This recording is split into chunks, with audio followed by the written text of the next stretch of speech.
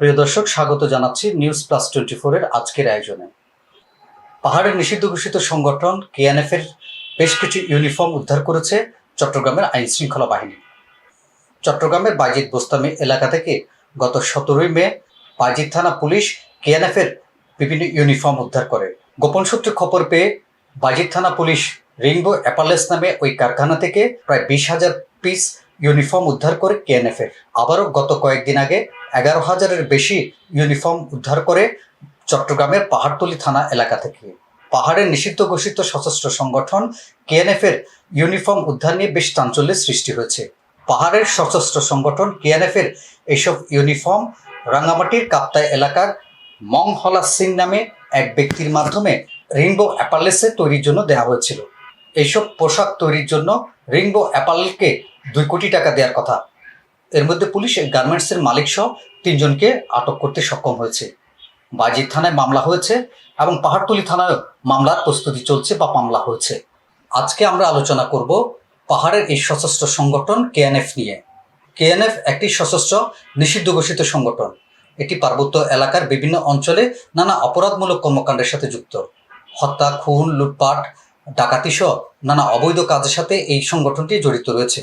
এই সংগঠনটির সাথে বিভিন্ন জঙ্গি গোষ্ঠীর সম্পর্ক আছে বলে এর আগে আইন শৃঙ্খলা বাহিনী জানিয়েছিল। আজকে আমরা কথা বলবো সেসব বিষয় নিয়ে। হচ্ছে যে আমরা সাবকন্ট্রাক্ট, এটা হচ্ছে যে আমরা একটা অক্সিজেনের একটা ফ্যাক্টরি নাম হচ্ছে রেইনবো অ্যাপারেলস, ওইখানের মালিকের সাথে কথা বলে ওইখান থেকে আমরা কি এটা সাবকন্ট্রাক্ট নিয়ে আসছিলাম। এটার অর্ডার কোয়ান্টিটি ছিল প্রায় 22,000 পিস। তো 22,000-এর মধ্যে ওনারা আমাদেরকে প্রথমে প্রায় 10,000 মতো দিছিল, পরে ফেব্রিক শর্ট ছিল, পরে এরকম এই অ্যাক্সেসরি শর্ট ছিল দিছিল। আমরা মোটামুটি প্রায় 16,000 পিসের মতো সেলাই করতে পারছি। তার মধ্যে কিছু পিস সেলাই করতে পারিনি। এর মধ্যে যেগুলো ছিল তারপরে হচ্ছে যে আমাদেরকে ওনারা বলছে যে আপনারা অর্ধেক সেলাই করেন, আপনাদেরকে টাকা দিয়ে আমরা মালটা নিয়ে যাব। এমন তো অবস্থায় দেখা যাচ্ছে যে ওনারা আমাদেরকে পেমেন্ট দিতে পারতেছে না। তো আমরা ওনাদের সঙ্গে যোগাযোগ করার চেষ্টা করলে তখন আমরা বুঝতে পারি যে কি এটা হচ্ছে যে মানে এই কাপড়ের জন্য ওনাদেরকে থানার থেকে মানুষ ধরতে আসছে, বা পরে জানতে পারতেছি যে এটা অবৈধ কাপড়। কালকে 60 বস্তা ফ্লাস হবে। এক বস্তাতে থাকে আপনার 5টা 6টা করে বান্ডিল। এক বান্ডিলে থাকে 23টা 24টা 25টা। জি, 63টা বস্তা নিয়ে গেছে। পুলিশ নিয়ে গেছে পুলিশ এসে 3টা থেকে 4টা পর্যন্ত আসছিল পুলিশ। আর এগুলা বডিগুলো নিয়ে গেছিল। আর আমাদের যেগুলা ওই বডি যখন আটছিল না, আমাদের ওই ফ্যাক্টরিতে রাখছিলাম। মানে আরেকটা ফ্যাক্টরিতে বডিগুলো এখানে রাখছি। ওরা যখন বডিগুলো নিয়ে যায় নাই, আমরা বস্তা বাঁধে রাখে দিছি আর একটা কাজ ঢুকাইছি। পুলিশ আসছিল, আইসা এই মালগুলো নিয়ে গেছে। বা যে আমরা এই মালগুলো আনছিল সাবকন্ট্রাক্টে, বা এগুলো অবৈধ মাল এটা আমরা জানি না, বা আমার যে স্যার আনছে স্যারও এটা জানে না। তো ওনারা আইসা বাস আমরা স্যার হয়তো জানতে পারছে এটা অবৈধ, তো এটা কাজটা বন্ধ করে দিছে, বন্ধ করে রেখে দিছে, এগুলো আর করে নেই। তো কালকে পুলিশে আইসা নিয়ে গেছে এগুলো, আর আমাদের স্যারকে আমাদের কাছ থেকে না বলে নিয়ে গেছে। কোকিচিং ন্যাশনাল ফ্রন্ট কেএনএফ, যা বাম পার্টি নামে পরিচিত, এটি নিষিদ্ধ ঘোষিত একটি বিচ্ছিন্নতাবাদী সংগঠন। বাংলাদেশের 3 পার্বত্য জেলা বান্দরবান, রাঙ্গামাটি ও খাগড়াছড়িতে হত্যা, লুটপাট, মুক্তিপণ আদায় সহ নানা অপরাধমূলক কর্মকাণ্ডে এই সংগঠনটি জড়িত। বান্দরবানের রুমায় 2022 সালে এই সশস্ত্র সংগঠনটির জন্ম। এর প্রতিষ্ঠাতা নাথান বুম নামে বোম জাতিগোষ্ঠীর এক নাগরিক। তিনি ঢাকা বিশ্ববিদ্যালয়ের চারুকলার ছাত্র ছিলেন। রুমার এডিন পাড়ায় কোকিচিং ডেভেলপমেন্ট অর্গানাইজেশন নামে একটি বেসরকারি স্বেচ্ছাসেবী সংগঠন প্রতিষ্ঠা করেছিলেন। এই প্রতিষ্ঠানের অর্থের উৎস নিয়েও নানা প্রশ্ন রয়েছে।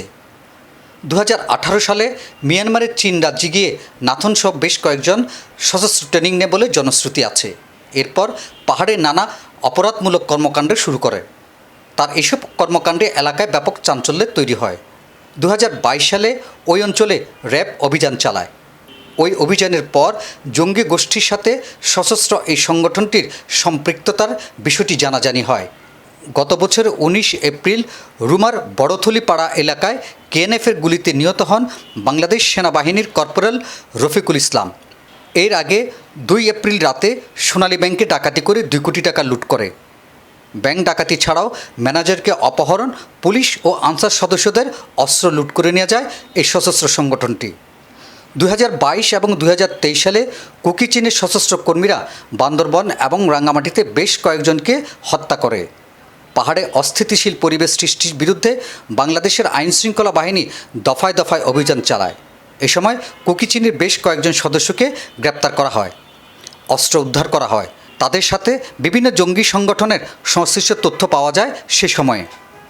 সশস্ত্র এই সংগঠনের ধৃষ্টতা এতই যে তারা রাঙ্গামাটি ও বান্দরবান জেলার 9টি উপজেলা বম, পাকুয়া, লুসাই, খুমি, ম্রো এবং খিয়াং জাতি গোষ্ঠীকে নিয়ে আলাদা স্বায়ত্ত শাসন দাবি করে আসছে।